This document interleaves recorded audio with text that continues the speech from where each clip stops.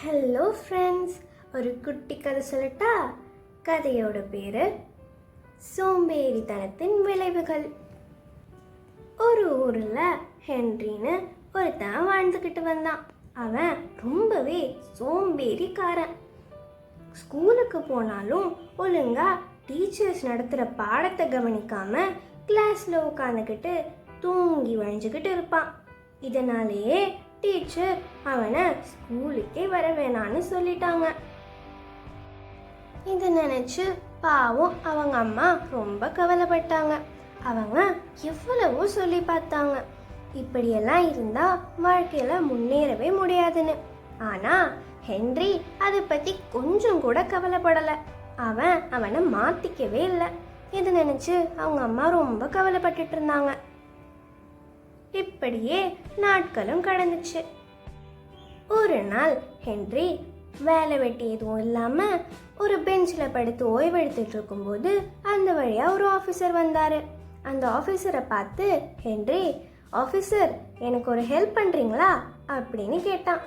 ஆஃபீஸரும் என்ன ஹெல்ப் அப்படின்னு கேட்டதுக்கு, எனக்கு கொஞ்சம் காற்று விசிறி விடுங்க அப்படின்னு சொல்லிட்டான். ஆஃபீஸருக்கு ரொம்ப கோவம் வந்துருச்சு. அவர் நேராக ஹென்ரியோட வீட்டுக்கு வந்து அவங்க அம்மா கிட்ட நடந்த எல்லா விஷயத்தையும் சொல்லி கம்ப்ளைண்ட் பண்ணாரு.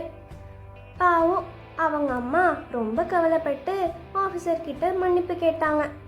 அவங்க நிலைமையை புரிஞ்சுக்கிட்ட ஆஃபீஸர் அவங்களுக்கு ஹெல்ப் பண்ணணும்னு நினைச்சாரு. அவரு ஹென்ரியோட அம்மா கிட்ட, நாளைக்கு காலையில் உங்கள் பையனை வந்து என்னை பார்க்க சொல்லுங்க அப்படின்னு சொல்லிட்டு போயிட்டாரு. ஹென்ரியோட அம்மாவும் ஹென்றி வீட்டுக்கு வந்த உடனே நடந்ததை சொன்னாங்க. ஆஃபீஸ்க்கு போய் பார்த்த ஹென்ரிக்கு ஆஃபீஸர் ஒரு வேலையும் கொடுத்தாரு. அவனும் வேலையை பார்க்க ஆரம்பிச்சான். அப்போ ஆஃபீஸர் சொன்னாரு, இன்னைக்கு ராத்திரி நான் வெளியூர் போகிறேன், அதனால இந்த ஆஃபீஸையே நீ தான் பார்த்துக்கணும் அப்படின்னு சொன்னாரு. ஆனால் ஹென்றி ரொம்பவே அலட்சியமா சரின்னு சொன்னான். ஆனாலும் அவனுடைய சோம்பேறித்தனத்தினால அவன் தூங்கிட்டான். அடுத்த நாள் காலையில் பார்த்தா அந்த ஆஃபீஸில் திருட்டு போயிடுச்சு.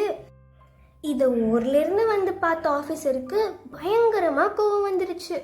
அவர் ஹென்ரிய நல்லா திட்டிட்டு அவன் பண்ண தப்புக்கான தண்டனையா அவனை ஃபைன் கட்ட சொன்னார்.